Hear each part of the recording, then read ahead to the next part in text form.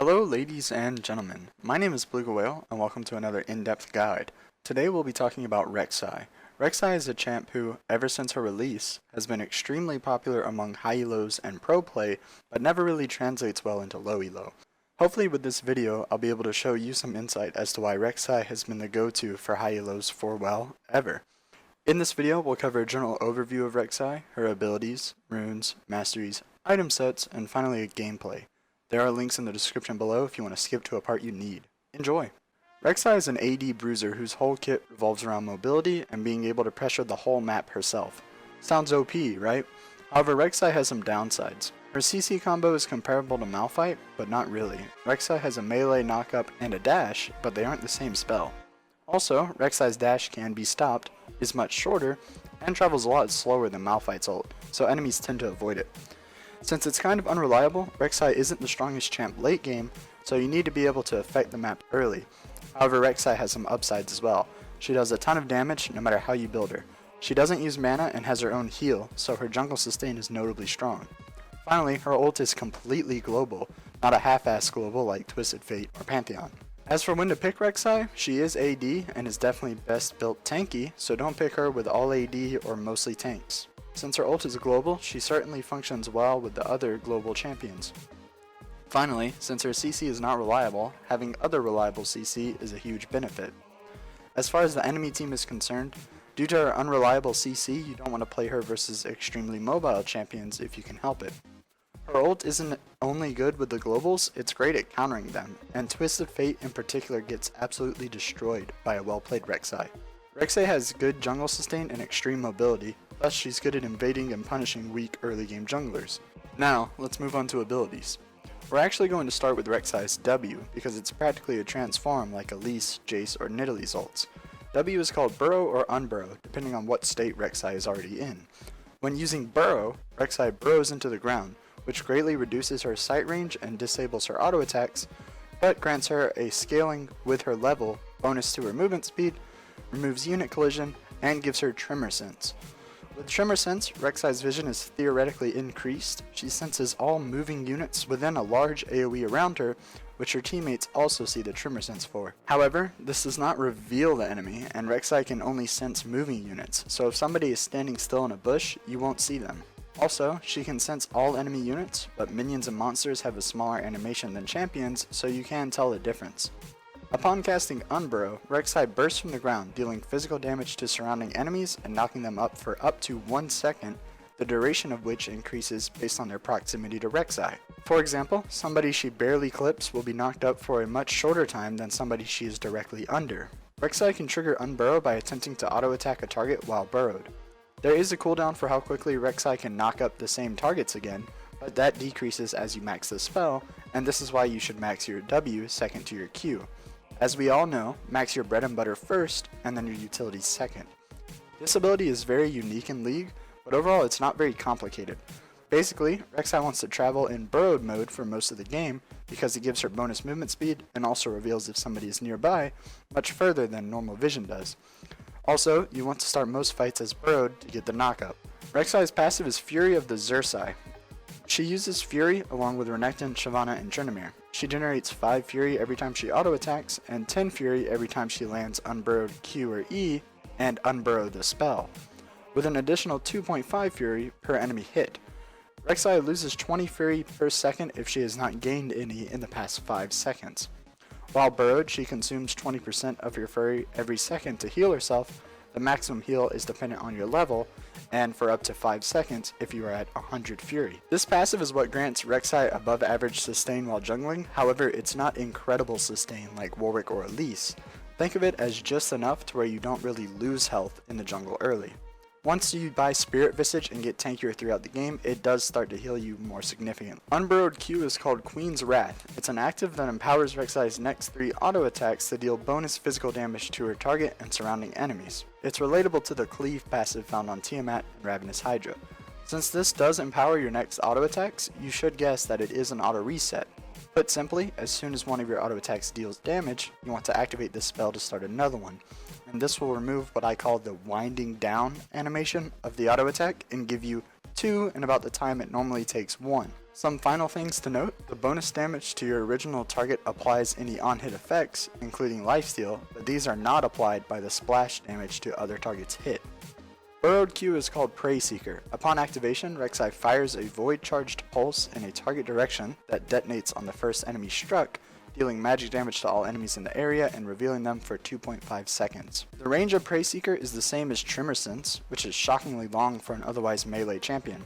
However, since it deals magic damage and scales with AP, it only hits kind of hard mid-game as soon as you've maxed it, and otherwise it's just used as one of the best scouting abilities in the game.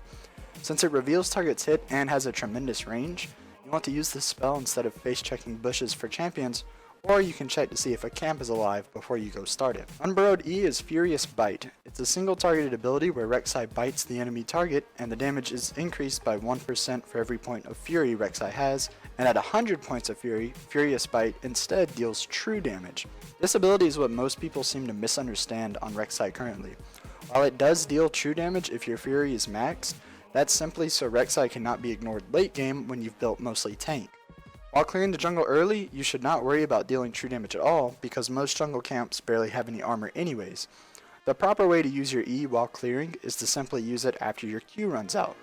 So, for example, auto, Q, auto, auto, E. While ganking, it is of course better to save your E as long as you can. However, if the target has an escape, don't hold on it too long. Burrowed E is called Tunnel. Upon activation, Rek'Sai dashes in the direction of your cursor, leaving an entrance to the tunnel where she starts from and where she ends. Rek'Sai can then use these same tunnels back again whenever she wants, however there is a cooldown.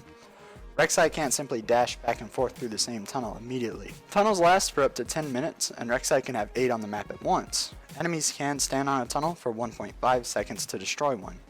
Tunnel is the ability that is pretty much Rek'Sai's entire identity. It's her ganking tool, counter ganking tool, mobility tool, and they are required for your ultimate to work, which we'll talk about in a second. Rek'Sai can actually use a tunnel whether she's burrowed or unburrowed, and if she is unburrowed beforehand, she'll pop up at the end and knock up any nearby targets. There are two mindsets of using her tunnels. The first, and most popular, is simply use them when you need them, and the second is to set up a tunnel system to coordinate with your ultimate, which we'll talk about in a second. Rek'Sai's ultimate is Void Rush. Passively, Rek'Sai gains increased attack speed upon each rank of your ultimate. Actively, Rek'Sai targets one of her tunnels and channels for 1.5 seconds. After the channel, Rek'Sai burrows into the ground and rapidly dashes to the selected tunnel, becoming untargetable for the duration. Upon arrival, the tunnel is not shut down, but Rek'Sai will be burrowed no matter how you were beforehand. The channel can be broken by damage from turrets or champions, so be cautious of when you cast it. Rek'Sai can target any one of her tunnels around the map, and that's why this ability is technically global and the tunnel system should be on your mind usually. In a perfect world, the tunnel system would consist of a tunnel that led into each of your allies' lanes, because then when your ally was in trouble, you could simply ult and be there almost immediately. However, since tunnels are so easy for enemies to remove, this rarely ever happens, and you should not focus on setting up a tunnel system. A healthier mindset is, if you're in the area, just leave one in a useful spot. The rest of your tunnels should be used to go over walls in your own jungle, which will in turn greatly increase your mobility and therefore your clear speed while you're farming. If your match is going well, you can simply use your ultimate as a faster way of leaving the base to go back to farming. However, you may regret not having it soon after, so just be wise when you use it. One final note, if you select the tunnel that an enemy is destroying, the tunnel will be destroyed, but you will still dash to the same location. Now, let's move into the client. Okay, so here we are on the client, and before we jump into the runes, first off, the music that you've been hearing is the Pokemon Insurgents version, theme versus Augur Journ. There'll be a link to this YouTube video in the description below. Now, as for the runes on Rek'Sai, and unlike in my usual guides, I've got everything prepared, so this part shouldn't take nearly as long as it usually does. But anyways, as far as the runes on Rek'Sai, you definitely want to take these exact runes that I'm showing you if possible. Now, I know a lot of you guys watching this, you probably don't have that great of rune pages. You definitely at least need attack damage and armor on your rune page. If you don't have attack speed quints, that's okay. It is actually going to hurt your first clear a lot. You're going to have a lot more difficulty, but then once you get a couple of items, it's not going to be a big deal. So if you only have attack damage quints, that's okay. Attack speed are much better, and then flat attack damage reds.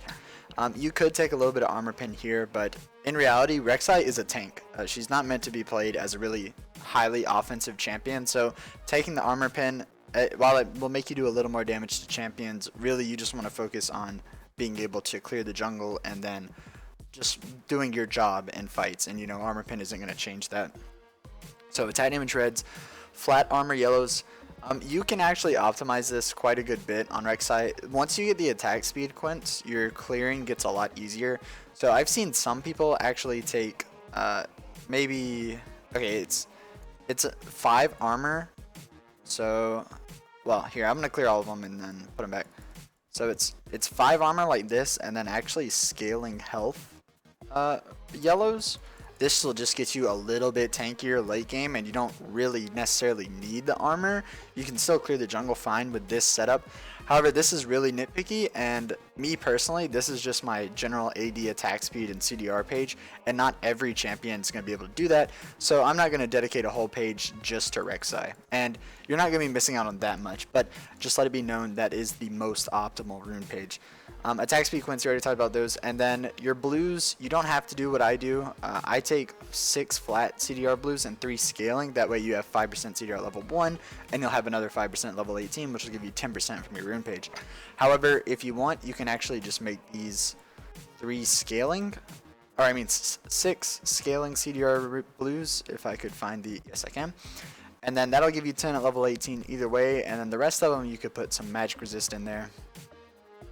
Honestly, that would be very good if you're versus an enemy AP jungler or just a bunch of AP enemy laners, but once again, it's one of those things where, yeah, that might be optimal, but it's not optimal in all cases, and when you don't need it, the flat CDR makes a good difference early game. So this is definitely the rune page I recommend. However, if you don't have CDR blues, that's okay. They can all be magic resist. It's going to make you a little bit weaker, but if that's all you got, that's all you got. So that's perfectly fine, but the most important things are you want attack speed, AD, and armor. Your blues, you can honestly do whatever you want. You could take magic resist per level if you just want to be really tanky late game. That's fine too, but most people are running this on their blues because it is kind of the default best blue set for most AD champions. So I recommend this. Now over to Masteries. This should be no surprise at all if you guys have been keeping up with well, Season 6 in general. Everyone knows that Strength of the Ages is the best mastery for almost every jungler, and Rek'Sai is no exception. This gets you some more sustain while clearing, and since your heal, like I said, it's really not that impressive until you get a Spirit Visage and kind of tanky. This will keep you full health while you're jungling in mid game, once you've got it maxed out, of course.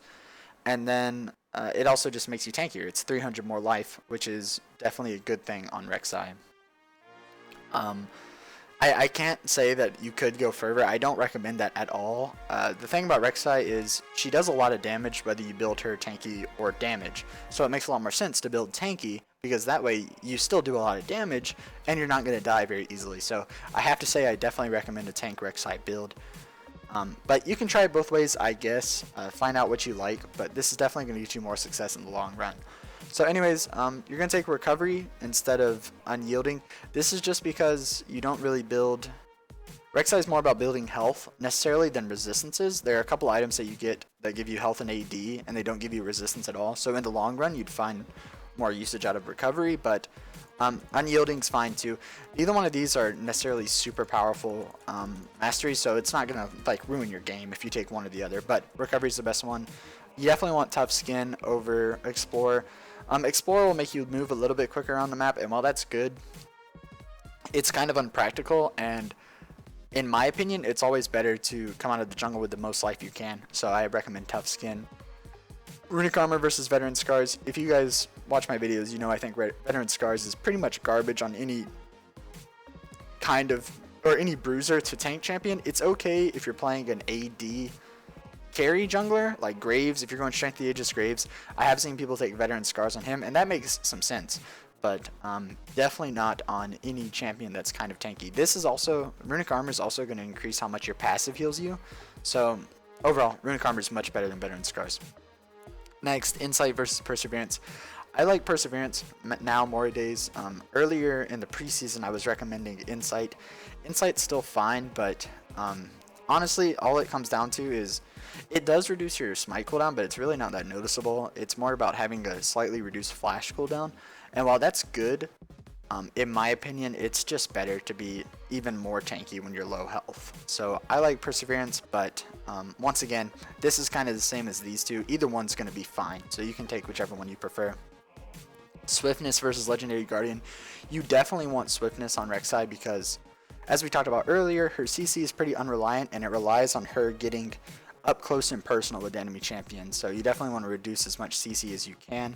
Also, you're not going to take Merc Treads on Rek'Sai because, well, we'll talk about that when we get to the item sets, but it is very important that you take Swiftness. And then once again, we already talked about Strength of the Ages. Over here, you definitely want Fury over Sorcery. Fury is going to increase your jungle clear a lot. You don't really use spells that much. Like, the only thing that this would really affect is your Unburrowed E. So not really that important at all. Definitely going to get a lot more mileage from Fury on Rek'Sai. Double-Edged Sword, you are a melee champion, so it's a beneficial trade, so I recommend you go Double-Edged Sword. However, if you think you're dying a lot, you could trade this out for Exposed Weakness. It's pretty good on tanks, Exposed Weaknesses, so you can go it if you want, but Double-Edged Sword makes a lot more sense. And then Vampirism versus Natural Talent. I've talked about this before. Basically, Natural Talent's good, but it's only good on AP junglers, and otherwise you want Vampirism, and Rek'Sai is definitely AD, so just take Vampirism. And then finally, Oppressor versus Bounty Hunter. Since Rek'Sai is a tank, you're not really looking to take a bunch of kills, so it doesn't really make sense to go Bounty Hunter. However, if you just happen to get a lot of kills in your Rek'Sai games, you can carry the game on Rek'Sai if you get a bunch of kills. It's just unpractical. So I'm going to recommend Oppressor, but if you're kind of lower elo and your games just happen to have a lot of kills in them, then you can go Bounty Hunter. That's fine. But these are the masteries that I have to say I recommend. Now I'll move over to item sets, and I do already have them built, like I said, so I don't have to pause it or anything. Starting items, you're definitely going to start Hunter's Machete. You don't even use mana, so there's no reason to start Hunter's Talisman. You're going to get a lot more sustain from Hunter's Machete anyways, and you don't use mana. So you're going to start Hunter's Machete. Refillable Potion versus Health Pots. All it comes down to is... let me click all items. All it comes down to is that after your first recall, Refillable Potion is more cost efficient than getting the 3 health pots would have been. So if you can afford to take Refillable Potion, it's always better to do that. And you can on Rek'Sai as long as you know how to clear it. Maybe on your first game on Rek'Sai, if you're watching this before you've ever played her, you can go health pots instead, but really Refillable Potion makes more sense. And then finally, you're going to need a Warding Totem at level 1. I've talked about this before. The reason that you take Warding Trinkets at level 1 is to stop the enemy from invading you. You can ward up your jungle defensively. And on your first back, you're going to want to get a red trinket, which eventually you'll get into an Oracle Alteration. I'll just kind of throw them at the end there. But yeah, the first recall, you're going to get a Sweeping Lens. Now let's talk about the Jungle Smite on Rek'Sai, because it's actually a big deal. If you guys have seen most of my videos, you'll know that I think that Tracker's Knife is the best jungle enchantment, because it gives you vision, and that way you don't have to build a sight stone, and you don't have to worry about getting ready for your yellow trinket because you still have vision here. However, Rek'Sai in particular is a champion that you have to set up vision with. You'll see, if you go to probuilds.net and you look up what the professionals are doing on Rek'Sai, you'll see they either take green smite all the time, or maybe they take blue smite and they build a sight stone. And the reason that you have to get vision on Rek'Sai, why it's so important, is because she's extremely mobile, and she's really tanky, so she's not going to really get punished for overextending and putting vision up. And I know that getting vision is, you know, most of you guys watching this, you don't know that much about vision, and that's okay. You just have to practice it until you learn what to do. But Rek'Sai in particular is a champion that it's almost like required. It's pretty much as expected. You know how you expect a support to place vision? You expect a Rek'Sai to. It's just your job. So I recommend going Green Smite because of that, or Tracker's Knife. The downsides to that are that, as we already talked about, Rek'Sai's CC is completely reliant on her being melee range of her opponent. So that means you have to catch up to them, and Blue Smite is definitely the best for catching up to people. So depending on your playstyle with Rek'Sai, I recommend Green Smite. I don't really have that much trouble catching up with people. Yeah, it's easier with Blue Smite, but it's not like if I don't take Blue Smite, I never gank people well. However, maybe if it's your first time Rek'Sai, you can start out with Blue Smite. I wouldn't even really recommend that though. I would just recommend doing Green Smite so you're used to it. And you're going to go Cinderhulk. More importantly though, let me just finish talking about this. Basically, you're either going to go green smite and you'll be able to build these items, or you're going to go blue smite and then you have to get a sight stone, because like I said, it's not negotiable. Every jungler is, you know, you want to get some vision on jungler. Here, I'll throw this down here. You want to get vision on any jungler, but Rek'Sai, it's actually expected of you, and it's very poor play if you don't set up vision on her. So because of that, you're either going green smite or you're going blue smite, and you're building a sight stone as your first item. So that's up to you. I definitely think that green smite's better, so I'm going to recommend it. Or tracker's knife. I call it green smite. I know it doesn't actually change the smite color, but green smite is easier than tracker's knife. And this is blue smite, this is red smite, so why can't I call this green smite? Anyways, as for the actual enchantment, you are going to go Cinderhulk. Like I said, Rek'Sai is a tank jungler. However, if you're just really fed one game, or you have a bunch of tanks on your team, it is okay to go warrior. And the upside to warrior would be, if you don't have the CDR on your rune page that we talked about earlier, you can get 10% from this, and that'll still cap out your build at 40%. So, long story short, Warrior's okay, but it is outclassed by Cinderhulk, and Cinderhulk is the better smite to go on her. The only time, or I mean enchantment, the only time that I would go Warrior is if I was really fed early before I even bought an enchantment, or if, you know, I had like a Shen top and an Alistar support. If you have 2 tanks already, then you can go a little bit more damage, but all in all, Cinderhulk's a lot better on her. Now, as for the boots, you are going to rush Boots of Swiftness, and you are going to rush Alacrity, and the reason for that is because, like we talked about, your CC is completely reliant on you getting within melee range of your target. And while Merc Treads theoretically might make that easier because you have more tenacity, you're going to get a lot more mileage out of Alacrity versus almost every enemy team. Now, of course, if every single enemy champion has CC, like hard CC, which hard CC means a stun or a snare pretty much, then obviously you're going to want Merc Treads, because if you go Boots of Swiftness, you're just not going to move the whole match. But in almost all cases, Boots of Swiftness are the best, and then you want to get Alacrity because you want to get as much movement speed as you can, because you want to catch those targets and knock them up. Now, as for the 2, I labeled this whole section core items, but the really 2 core items are Spirit Visage and Dead Man's Plate. Now, the thing about these 2 items is if you build them first, as you can probably tell, you're going to be really tanky, but you're not going to really do any damage. So that's why I threw in Black Cleaver and Titanic Hydra in the core items as well. All these items are very good on Rek'Sai. These are definitely the 6 best items to get on Rek'Sai, but it just depends on how your game's going, on what you're actually going to be able to do.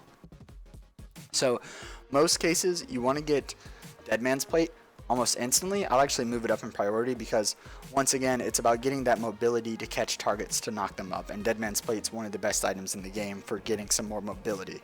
So you're going to want to get Dead Man's Plate early. You're also going to want to get Spirit Visage early because it makes your it increases the usefulness of your passive a lot, and it's just probably the best magic resist item to get on Rek'Sai. Banshee's Veil is good too, and I know in patch 6. I'm making this on patch 6.7, but in patch 6.9, they're going to rework a bunch of the AP items. I kind of read into it. None of that's finalized, so I didn't pay that much attention to it. Basically, if you're watching this in a few months when it's patch 6.9, feel free to ask me if any of this has changed. But all in all, Spirit Visage is still going to be the better one on Rek'Sai, and then Banshee's Veil, you know, you can get it if they have a lot of AP, but I would prioritize Visage first. And then finally, like I said, you're going to need some damage, and if you have the runes that I showed, you're going to have 10% CDR already. You're going to get 10% from your Spirit Visage. You're missing 20%. You can get that from Black Cleaver. Now, Black Cleaver has some good things about it and some bad things. The good thing is, obviously, it gives you 20% CDR. It gives you health. It gives you attack damage. These are all great stats to give on Rek'Sai. Also, dealing physical damage shreds enemy armor, and Rek'Sai deals AoE physical damage with her Q. So, you know, every single stat about Black Cleaver, it sounds like a great item on Rek'Sai. But the thing about Black Cleaver is it's ridiculously expensive for what it gives you. What I think they should do is just lower the cost by like 300 gold. You know, that would make it broken, and its stats aren't that impressive that it should cost this much money. However, it does really synergize with Rek'Sai's kit, so you do want to get it, but it just sucks how expensive it is, pretty much. So you can either get it, realistically, you're going to want to get either Dead Man's Plate or Spirit Visage first, depending on how much AD or AP is on your enemy team. Then you're going to want to get Black Cleaver, and then you're going to want to get the other defensive item. Sorry, this is a tongue twister. The reason that you need to get Black Cleaver early is because, like I said, if you build these two items and Cinderhulk, you're just not going to do any damage at all. And while you are going to be really tanky, and those all synergize with your kit, if you don't do any damage, you're going to be pretty much useless in team fights. So what I have to recommend is Cinderhulk, boots with Alacrity, and then the defensive item you need based on your opponent's Black Cleaver, and the other defensive item. And then finally, your last item, you're going to get a Titanic Hydra. At this point in the game, you've built 4 HP items, so you're going to have a ton of health, which is going to make Titanic Hydra do even more damage. You also have an auto reset already on your kit, and Titanic Hydra itself is an auto reset, which you guys may or may not know. So auto resets, basically if you have one auto reset, stacking auto resets is always a good thing. That's why you see Titanic Hydra on Shyvana, you see it on Trundle, you know, all those champions that have auto resets, it's good on them. And Rek'Sai is no exception, it's great on her. But the only thing is, while it is a good item on her, you just need the other ones first. They just make more sense with your kit. Now, once again, if you're like really fed early, you could rush Titanic Hydra. You could move it all the way up to the front. If you're just having a great game, it's a good item on Rek'Sai. It's going to make you do a lot more damage in your ganks and stuff. But realistically, this is kind of a very close game scenario. You know, a very even game. This is how you're going to want to build your build. But if you're way ahead, you can move Titanic Hydra up as much as you want, along with Black Cleaver. That's just up to you, but this is the order that I'm going to have to recommend that you build it. But basically, we already talked about Titanic Hydra. It gives you health, attack damage, base health regen, all good stats on Rek'Sai. It makes you do more damage based on your total life, and you're going to have a ton of life if you build Cinderhulk and these 3 items. And then it gives you another cleave passive that stacks well with your Q already, and it's an auto reset which also stacks well with your Q. So once again, it's one of those items that's great on Rek'Sai, but it's really expensive and it's an offensive item, and like I said, you got to focus Rek'Sai as a tank. Now we can talk about the other good items. I'm going to save here, but it's not a big deal. Once again, we already talked about Sightstone. Now the rest of these items, they're all, well, starting here, they make a lot of sense on Rek'Sai up to the point where they're kind of iffy. I would say anything from Maw to Locket is iffy, but realistically, you're going to go these 6 items every game, and then in special scenarios, you'll get these. So say, for example, your enemy has a bunch of crit, or they have double AD carry or something, then you can trade out Randuin's for Dead Man's Plate. Randuin's does make you tankier, and it gives you reduced damage from crits. So in those certain scenarios, it's going to be a much better item. Kind of the same lines with Thormail. If your verse is like 5 AD and you need to build maybe Randuin's and Deadman's, you might as well finish it up with a Thormail. You're going to still do a lot of damage because in this case Thormail would be doing a lot of damage. But it's going to kind of make your build really weird. I wouldn't recommend doing this unless if your verse is, you know, 4 AD with a tank support or something. Even if they have like Morgana support or Lulu, you know, one of those more AP damage dealing supports, I would not recommend going Thormail, because while it is very good versus a bunch of ADs, it doesn't really synergize, and you're really missing out on a lot if you're not able to build these items on Rek'Sai. Next, ZZ Rot Portal. ZZ Rot's very good. You know, it's a very good item right now. It gives you dual resistances, it gives you high dual resistances, so it's good for that. And also, the main reason that you would want ZZ Rot is because actually of its passive, you know, you get increased movement speed pretty much when you're in lane. I know that this is getting kind of cut off because I just have the client on the recording. Sorry about that, but you guys probably know what ZZ Rot Portal does anyways. It's going to give you increased movement speed in lane, and that's going to help you start team fights or, you know, get where you need to go in lane, so it's good. But once again, these are just the perfect 6, so I don't recommend it. Banshee's Veil, it's kind of like the Thormail, except if they have a bunch of AP, you go Banshee's Veil. Same thing with Maw. Well, actually, Banshee's Veil is kind of the Randuin's, and then Maw is the Thormail. Maw is, it's okay on Rek'Sai. It's a very offensive item, and it did just get nerfed this patch. It's still a good item, but when you're playing a full tank, you know, it shouldn't be something that you prioritize. But however, if your versus, you know, 5 AP or 4 AP and maybe a Corki 80 carry, then there's no real reason to build a bunch of armor items, so you'd want to get Maw then. And now we get to the items that aren't really that great at all on Rek'Sai, but you can build them. So Frozen Mallet, it gives you a ton of health, a good amount of attack damage, and you slow on auto attacks. The slow is actually very good on Rek'Sai since her CC is so iffy. It's always good to get more. The health, you know, more health means your Titanic's going to be doing more damage. All in all, it's kind of good on Rek'Sai. I have built it before and I didn't really find good success. I don't think it's great, but you know, it's okay. And Sterak's Gauge, I really wouldn't recommend Steric Gauge very often. However, it does synergize very well with Maw Mortius, which you guys probably know. So maybe if you're going Maw, you can go Sterix. And, you know, it gives you increased base attack damage. That's going to increase how much, well, not how much this does, but, I mean, it increases your attack damage. It's good. You know, it gives you health, which will increase how much Titanic Hydra does. It's fine, but I just can't emphasize enough how these are the 6 perfect items. It's kind of like the Echo tank build. If you guys have seen my Echo in-depth guide, I just recommend these the most. They just make the most sense. And while these are all okay items on her, I don't recommend them more than these.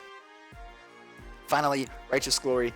This is really a very situational item that you would ever get on Rek'Sai. It would help you engage. So if your team has no engage at all and it's completely reliant on you, 1, it really sucks that you're playing Rek'Sai, but 2, if you are, you know, Righteous Glory can shore up some of those weaknesses, it gives you a huge movement speed boost, and you slow when you get there, and both of those things are going to help you out in the long run. But overall, it's not that great of an item, especially since one of its major stats is 300 mana, and Rek'Sai doesn't use mana. It's not cost efficient on Rek'Sai, and I would only get it as an absolute have to if you're the only one that has any engage. And finally, Locket of the Iron Solari. You could trade out Locket for Spirit Visage. I don't recommend you ever do that, but if your support for some reason won't build a Locket and your team really needs one, then you can go Locket. But it's one of those things where really your support should be getting this item and you should not. So I don't recommend it, but if you have to, you have to, and trade it out for Spirit Visage. And that's going to be it for the item sets, runes, masteries. Remember, as always, these are the items I recommend, and I really strongly recommend these on Rek'Sai. However, I encourage that you guys play around. Maybe try out Warrior a few games, see if you like it more. Maybe rush Titanic Hydra, you know. Find out what you like on the champion, but as far as what you should start out with, just copy this exactly in your client and do it for your first few games on Rek'Sai. And that's going to be it. And next, we'll move on to the gameplay. Okay, so here we are in the client. And the first thing I wanted to say is that this recording is going to be, you know, I might rewind a lot. Basically, I want to make sure that I cover everything on Rek'Sai, so that means that I have to take my time with it. Just know I might rewind a good bit. It might be kind of jarring. I'm sorry about that, but it's more important to me that I cover everything about Rek'Sai than it is that I make this, you know, very fluent. So, just warning in advance. Now, as far as the game, we actually have a pretty good team comp this game. The enemy team has, well, you know, it's good and it's bad. Basically, the enemy team has 2 very low mobile solo laners. Twisted Fate and Jace both have pretty much no escapes on their kit, and that's very good for Rek'Sai. But then they have Ezreal AD carry and Nidalee jungle, and they're both extremely mobile. And Nidalee isn't a very weak jungler that you can abuse with Rek'Sai. So all in all, there's good and bad. And as far as our team goes, we're really AP heavy. We have a AP damage support, Karma, and then we have AP solo laners. So I might need to build a little more AD this game, or kind of get Black Cleaver early, just because I might need to bring the damage from my team. And then Ashe, you know, she doesn't even do that much damage on her own. So all in all, the team comps look okay, but it kind of changes your build when you're one of the only 2 AD on your team, and your AD carry doesn't really do that much AD damage anyways. Get a little more AD. And then here, I really hate that Rek'Sai's dance doesn't loop. It's not that important, but that really frustrates me. Anyways, I lead off with my smite because my bot lane wasn't there to give me a good leash. That's okay on Rek'Sai. In the long run, it doesn't matter if they give you a great leash or not, because, you know, your first camp, you might get a little weak, but then after that, you're going to be fine. If you guys pay attention during the abilities part, I did that whole clear without a leash at all, so it's going to be fine. Basically, all you want to do is kind of walk around until your Q is back up and your knock-up is ready, and then just knock it up as much as you can. Remember that when you knock up something in the middle, it gets knocked up the longest, so you want to use your knock-up like that. And then also remember your Q is an auto reset. So as you can see here, what I've been doing is as soon as an auto lands, I want to press my Q, and that way it's pretty much 2 autos in the time it normally takes 1. Now this game, since both the solo laners are very immobile, and you can't really rely on Ashe to carry, and Ezreal's really hard to gank, basically all that means is that this game in particular, I'm definitely going to camp top and mid as much as I can. And because of that, I'm just going to do the standard 1 camp, 2 buff clear, and that gets you to level 3, and I'll be ready to gank. Blue buff's actually really easy to kill once you have a red. I don't know if you guys know about this, but basically both of the camps, so red or blue, are made slower than all the other jungle monsters, so that they're easy to kite around. And then when you have a red buff, it just makes it so much easier. So just, you know, walk around, wait for your Q to come back up. Don't really hit it unless if your Q's up, and then that way you'll heal a lot, save a lot of health. Here, I want to gank mid or top, but then I run into Nidalee actually trying to do the Scuttle Crab. So I'm gonna start a fight with her. I was pretty sure I could 1v1 Nidalee, but the thing about this fight is that two things are gonna go wrong, which I should have been paying attention to, but I was just not, you know, I wasn't paying that close of attention. One, both solo laners are but TF had enough to get both of his spells off, so that's gonna put us behind anyways. And then two, TF has Ignite, and Ahri took Cleanse. It's fine that Ahri took Cleanse, it helps her against TF, but basically what that means, in a 2v2, we're going to lose, because TF's going to be able to Ignite me, which he's about to in a second, and Ahri, you know, she could Cleanse herself, but that's not going to help me, and it's not going to help me kill Nidalee. So because of that, I should have not tried to fight this at all. I just go in as much as I can, because I figured I was dead either way, and once TF ignited me, I figured I was dead. So I just tried to, you know, trade one for one. It's not going to happen. I die. TF flashes actually for my Ahri. Her cleanse does come in very handy there, so she gets away. And Jace also tried to teleport to counter me. So all in all, they're down a TP. And here, Ryze comes in. I don't know what Ryze was doing. I guess he thought he could help, but basically he came down, and since we lost the fight, they were going to come up first. And then Jace, you know, he was way outnumbered, so he's going to die.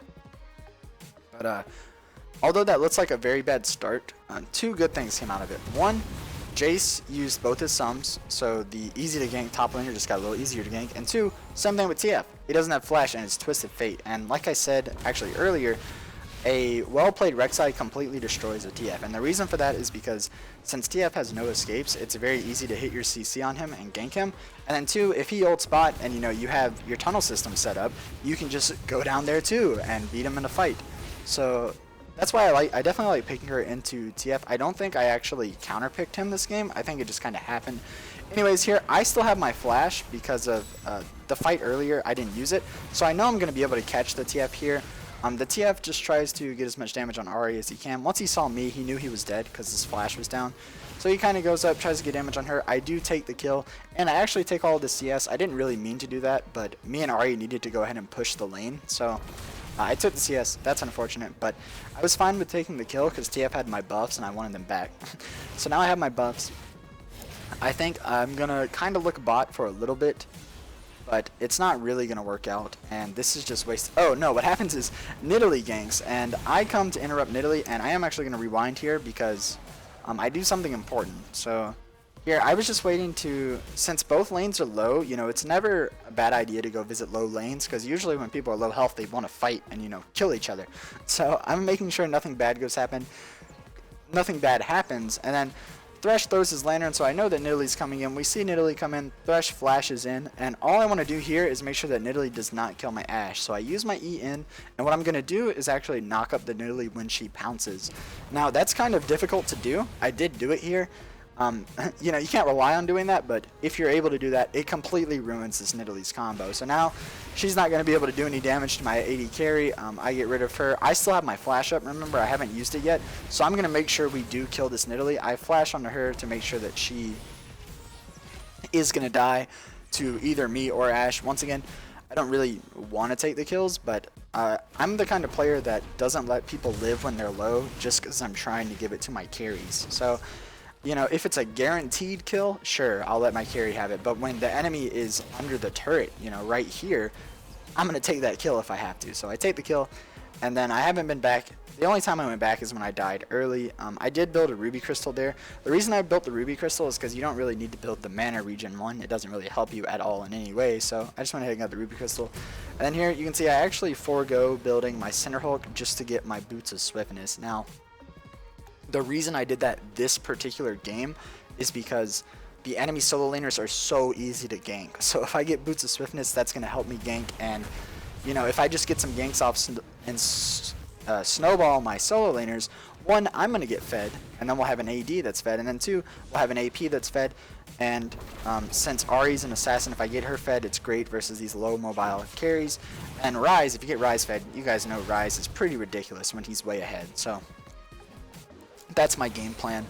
And because of that, I am going to build Boots of Swiftness first. I don't always recommend building Boots of Swiftness first. It's a game-to-game thing. And if you're brand new to Rek'Sai, maybe just always go Cinderhold. You know, it's not going to hurt you that much. Here, I'm just clearing until I get my red. And remember, one thing I need to point out is that, remember we talked about the tunnel system earlier. You want to place your tunnels kind of in this exact formation. So from wolves over almost to red to blue, and then from Gromp almost to blue.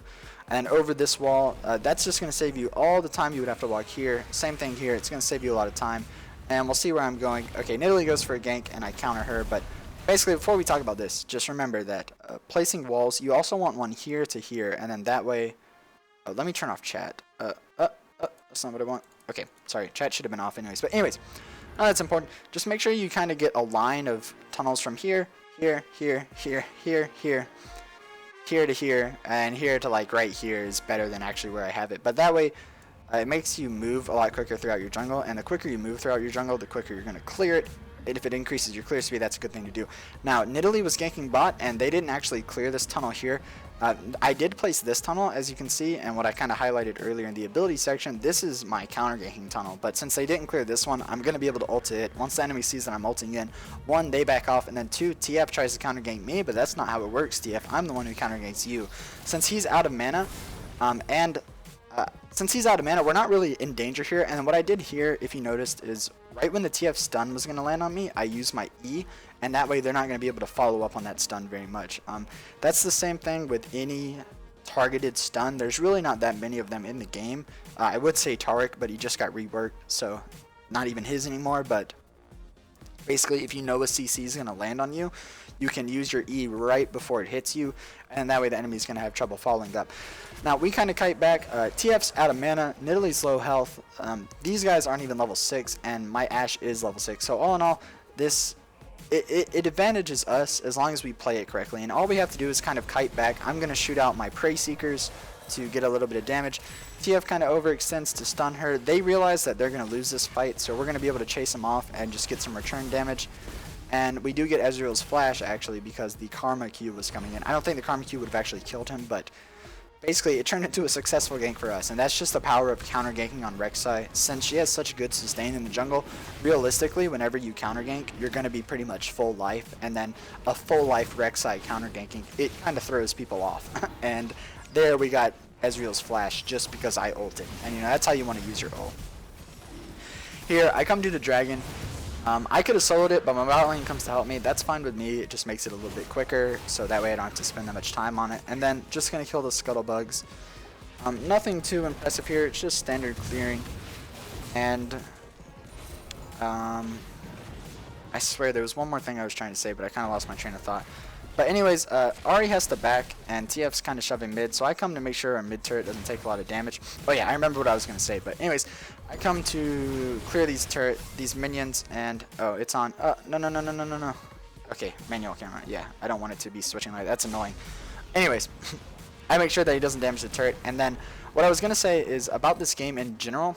And as you can see, if you guys remember, these Raptors were up before I went to clear mid, and now they're down. So I know that Rek'Sai is Nidalee's somewhere in our jungle. I don't know exactly where, but I told my team about that. Remember, always communicate with your team. That doesn't matter what champion you're playing. But anyways, what I wanted to say about this gameplay is I played the early game pretty well, I have to say. I pressured the lanes I was supposed to, got my laners ahead. But then the late game, I kind of didn't do anything, which is bad on me. You can still do a lot late game. Basically, all it means is that my score is going to be pretty. It's not going to look pretty compared to the total kill score, but realistically, I snowballed my laners, and they did all the work late game, which is what you want to do on Rek'Sai. Obviously, it would have been better if I'd helped them a little bit more, but all in all, I did the important part, and the important part is that you get ahead early and you snowball lanes early, because Rek'Sai is an early game pressure machine with her ultimate, and then late game, really all you do is, depending on your team comp, either you're a really good bodyguard, you're great at peeling on Rek'Sai, or you can start fights, but it's really not best to start fights on Rek'Sai. If you have to, you know, you have to, but realistically, it's better to peel and bodyguard with Rek'Sai. Anyways, once again, I come back to the mid lane because my RE goes on a little vacation, and I know TF doesn't have his flash here, so I'm just going to get kind of aggro on him. However, I don't want to get stunned under the turret or anything, so I'm going to walk away. And then he's recalling, and I am going to try to stop his recall, but however, or unfortunately, the minions kept getting in my way, so that I couldn't actually stop his back. Or actually, well, let's just take a peek. Yeah, I did not stop his back. So, if you can, Prey Seeker is great for that because it's so freaking long range, but if you're not able to, you're not able to. Don't you know, tank the turret and take a lot of damage just to try to stop someone's back. That's pretty ridiculous. Anyways, here I am going to take the mid turret because Nidalee was low health and TF had left. And remember, whenever you're there, I almost killed a Nidalee. She was just low health, and I knew that she was going into her jungle because of my Tremor sense, and she really shouldn't be doing that versus a Rek'Sai. Rek'Sai will definitely punish you if you do that. But anyways, what I was saying a second ago is remember to take turrets whenever you can. Rek'Sai is actually pretty good at it because her Q is an auto reset. Even though her Q doesn't apply on turrets, even though it doesn't apply, it's still an auto resets, and auto resets are just great for taking turrets. So take turrets whenever you can. Turrets are how you win games. Here, I come bot, I kind of scare off the Ezreal, and then the Ashe ult. So I thought we were going to be able to follow up on that ult, so I flashed to knock up the Ezreal. However, Ashe did the right thing, and she actually just took the turret. That's what we should have done. I go in on the Ezreal, I try to get him. He flashes away after I flash in, and then I'm kind of screwed because Jace actually teleported bot, and TF came bot, and then now it's a 5v3, so we're not going to be able to win that. I try to knock them up so my carries can get away, but all in all, I probably should have just ran. I might have been able to get away. I think I had to E up, but, you know, did the best I could.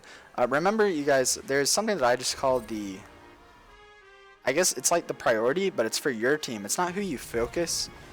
It's the, yeah, here, I had to get a, I had enough for an item, I remember. I don't remember what item it was, but anyways. Here, I should have actually built Alacrity, and I'm not sure when I get those, but you need to get those early. That's a mistake on my part, but oh yeah, the priority order. So whenever you're playing a tank jungler, which Rek'Sai is definitely a tank, like I've said, you want to make sure that you die before your carries if you can. Now, you don't want to die for no reason, so if your carries are dead beyond saving, don't save them, but basically, in my mind, and what I always play by is tanks should die first, and if you're playing a tank, that means you should die first. Supports die second, bruisers die third, and then carries die last. And that should be your mentality while you're playing. And here, Rise, I wanted to give blue to my Ahri because Rise rushed Rod of Ages and he has Tear of the Goddess. So we do manage to get the blue on the Ahri. Rise actually stole the first one just because it's also good on Rise, but mid laners get priority. And then here he acts like he wants to steal my Gromp, so I make sure that he doesn't because there's no reason for me to give him my Gromp. And then he wants to go on Jace. I use my E, Rise snares him, I'm going to knock him up. He E's me away, but I have a red buff and Boots of Swiftness, so if I can just catch him, he's going to die. Rise hits another snare, and then with that, we are going to get rid of him. Now, I have taken every single kill that I have been involved in this game. It's really not that great to do on a tank, but Rek'Sai, like I said, she does a lot of damage anyways, so it's okay to take them, but I just, you know, just be careful. Here, we go to do the Rift Herald, and I definitely want to keep this on junglers. Usually I keep Rift Herald just because it helps you get around the map more, and that's something you definitely want to do on Rek'Sai. But when my Rise said he wanted it, I took the kill on Jace, so I wasn't also going to take the Rift Herald. You know, that's how you make people troll. You just take everything that they want. So I let him have the Rift Herald, and I'm going to work my way down to the dragon because TF is dead, and we have a dragon. We have one dragon, and they don't have a dragon yet. And remember, I've said this before, if you can shut out dragons, it's always good to do that. So I come down to try to shut out the dragon. However, they have Nidalee and Ezreal, so what we need to do in this scenario is either do the dragon and ignore them or fight them. We can't really do this mixing in between the two because in the long run, Ezreal and Nidalee are going to harass you down a lot if you try to do that, and that's what they do here. So all in all, just kind of a mistake on our team. Somebody starts the dragon, not really what we want to do when we don't have any backup yet, and things just aren't looking too great. So I think we are going to leave here soon. No, we're waiting on Ahri to come is what it is, because Ahri went to go farm mid, and then I think she finally starts working her way down. I see that, you can see there are actually two people here on the Tremor sense. We thought it was just three, but Ezreal was over here, Nidalee was here, and we saw Thresh. So there's another person here. I think it's Twisted Fate, but I just let my team know that, you know, be a little bit careful. We do see the Twisted Fate And then now Karma gives me the shield. Since I'm full tank, and then once again I do the same thing with the TF stun. Once he's about to stun me, I use my E. But since I'm full tank, I can be kind of more aggro, kind of see what they're doing. But all in all, they managed to poke down my team. So we are going to kind of leave this alone for a little bit. They started, and they're going to kind of get low from the dragon. Our bot lane's not wanting to give up on this dragon. Jace starts teleporting again. I'm going to go straight to the Jace and knock him up because I didn't want him to jump on my Ashe and kill him. However, he flashes to try to do it. Ashe flashes, and then in the meantime, Ahri had come around the back, and she's picking off all these low targets because she is an assassin. That is her job. So all in all, even though Ryze isn't here, the enemy team misplayed this really badly. They didn't have vision in their jungle, so they couldn't see when Ahri was coming to flank, and Jace teleported in way behind enemy lines, and he's not very tanky. He's going a full armor pin build. All in all, enemy team played it very poorly, so in the end, we're going to be able to kill all of them. TF acts like he wants to kill me, but it's not going to work. We finish him off, and then we're going to grab this dragon. And the game looks pretty much in the bag right now. Obviously, they could still win. The enemy team could, but you know, when the game's going this well, it's pretty much over. And they do end up, I think they surrender finally at 26 minutes. I'm not sure, but all in all, things have been going pretty well for our team. Here, the Ahri catches the Nidalee out of place, and I flash onto the Nidalee to slow her because I did have a red buff. So I get the slow on her, Ryze snares her, we are going to finish off the Nidalee. Now we're in a really bad spot though, because even though Nidalee's dead, all 4 of them are coming, and Ahri is completely out of mana.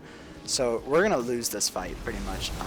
I go in to try to knock up targets because remember, I want to try to die before my carries do. However, the enemy team's not having it. They're going straight on Ryze this whole time. So I'm eventually just going, oh, I'm going to speed it up. I'm eventually just going to leave because there's no reason for me to die at this point when my carries are already dead. I already did what I could, but I wasn't able to save them.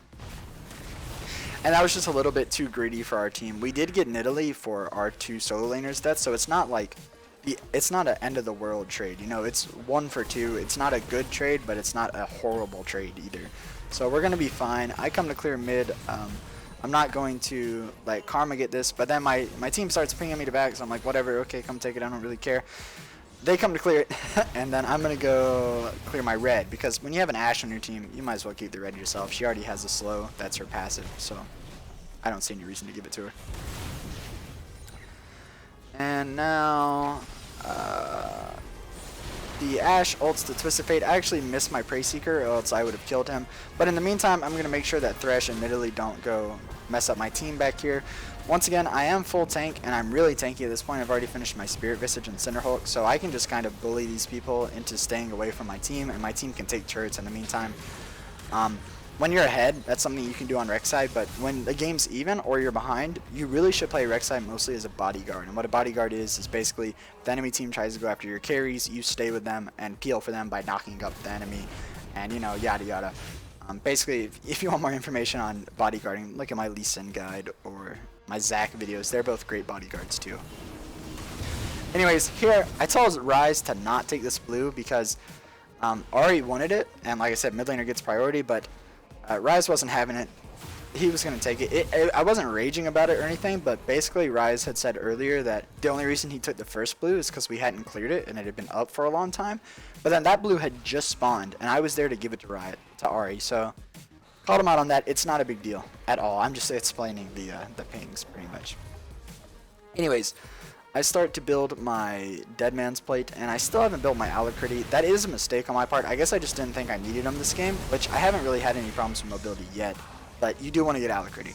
Here, my team gets in a fight, and they're doing kind of well, but our whole team wasn't here yet. So I come in, try to knock up who I can. Ryze comes to flank. That, in theory, that's a good idea, but in reality, he got completely CC'd the whole time. So he's going to die, and then Ahri hit a charm on the Nidalee, so we're going to be able to kill her, and then all in all, it's a 3-for-1. Definitely not a good trade. All it is the enemy team, or our team kind of got too aggressive without me or Ahri or Ryze there. Basically, our bot lane was out of place. It's not the end of the world, but then here, I was so sad in game. I'm actually going to rewind it. What happened here was, I went to get some damage on the turret. That's fine. I'm full tank Rek'Sai. I can damage the turret. However, I start tanking it, and then as you can see, I autoed a minion here. I did not mean to auto that minion. Rek'Sai stopped moving because of that. I wasn't able to dodge the Thresh Hook because of that, and then I am going to fall here. Rest in peace is me. I mean, yes, it was a huge mistake, but it wouldn't have been that bad a mistake at all if I hadn't misclicked auto attack the minion. But anyways, I think I finished with this score, if I'm not mistaken. I might die one more time, but I know I had 4 kills and 4 assists, and that's why I said it looked pretty bad compared to what my team did. But basically, I got all of my laners ahead. 6 and 1 Ahri, 4 and 2 Ashe, and then Rise. Even though he's not very ahead, he's doing fine. So all in all, I did my job, and in late game, I should have done more. I'm not saying that I did well late game, but it's not the end of the world since I did my job early. And that's really the most important thing about Rek'Sai. So that's why we use this gameplay, because as long as you pressure the map early, you're not really expected to do that much late. Here, my team catches 2 people out almost at Baron, so I asked them to come do the Baron with me. I started because Ashe said she's on the way, but in the end, it's only Ashe on the way. This is also another reason why I wasn't involved in many kills. I was dead for these 2 kills, and then I think Ahri's going to outplay someone and kill them here too. Okay, Rise starts the snare. I just want to say, in the meantime, me and Ashe are going to get this Baron, but we're going to get really low. It's just kind of risky because Ashe doesn't have any lifesteal yet. Well, she has a Vamp Scepter, and then I don't have any lifesteal because I'm full tank Rek'Sai. So anyways, back to this. We'll talk about this. Rise hits a snare. They go on the TF. Jace flashes in. Ahri hits a charm so that Jace isn't able to finish off Rise. Rise hits a Q. Ahri hits an auto attack. They are going to finish off the Jace themselves. And then they almost catch the Nidalee. They're not going to. We finish off the Baron. I'm going to recall because I was super low. Ahri stays a little bit too long, but she jukes like a boss, so she lives. And I think we're going to catch up with them soon. And the game's going to be over in a minute or 2 anyways. But yeah, I guess I was involved in 8 out of 18 kills. That's not awful, but not even having 50% kill participation is pretty bad. So, like I said, I didn't carry this game, but I did my job early, pretty much. Just make sure you pressure the map early. And here, me and Ahri go to chill out in the bot lane. We're pushing the inhibitor. I don't know what my team's doing here. They're looking for kills. Me, personally, 1, I'm obsessed with taking turrets anyways, because that's literally how you win games. And 2, especially when you have Baron. When I have Baron, I don't care about team fighting at all. I just want to take turrets. So I come bot with Ahri, and I start to take this turret. However, since our team isn't pushing anywhere else, they're able to send 3 down, and they've got massive wave clear, so we're not going to be able to damage the turret too much. Oh, I do die one more time. I'm actually about to die in a few seconds, but anyways, yeah, just trying to take the turret, and then what happens is Ahri's about to hit a charm on Ezreal, and I'm going to follow up on it, but it was just a bad spot, and I shouldn't have followed up on it, and I'm going to die for it. So we'll see when that happens. I come to damage the turret. I am full tank Rek'Sai, so I can easily tank some of this turret. I use my E to get out of there, and then, let's see your charm, Ahri. There it is. Ahri flashes, or ults in, she hits the charm. Ezreal's almost dead, so I flash onto him. However, I don't do quite enough damage since I didn't build Black Cleaver yet. Ezreal's going to live. Jace helps him kill me, and then I'm going to die here. If I had gone earlier, like as soon as Ahri hit the charm, that would have worked out, but a little bit of slow reaction time from me. However, in the meantime, my team did get top inhibitor, my team did get mid inhibitor, and we opened up bot inhibitor, so game's pretty much over. I can't even speed it up anymore because the game's literally about to end. So all in all, like I said, this game, make sure you pressure the map early. One important thing is make sure that you get your line of tunnels. So here to here, here to here, here to here, here to here, and then here to here. And it's the exact same thing over here. You want one from here to here, over this wall. The Nexus just exploded. Over this wall, over this wall. They surrendered. And then your tunnels are very important. Make sure you gank the right lanes. One of the main things about winning games on Rek'Sai is identifying your win condition early on in the game. So like this game, I knew that the enemy team had very low mobile champions and we had an assassin mid. So if I get Ahri fed, we're probably going to win this game. Also, I did need to help Ashe a little bit because we only had 2 ADs and 3 APs. So it was important I got Ashe ahead. I also did that. She was ahead. So figure out your win conditions, place your tunnels in the right spot, take turrets, win the game. That's it for the Rek'Sai guide. If you have any more questions, please feel free to ask. Or if you felt like I did something bad in this guide, criticism is always appreciated. So if you have anything else you want to add to this video, leave it below in the comment section. Follow me on Twitter, subscribe to the channel, leave a like, please, if you want. All that stuff that people have to say. Thank you guys so much for watching, and I will see you next time. Goodbye.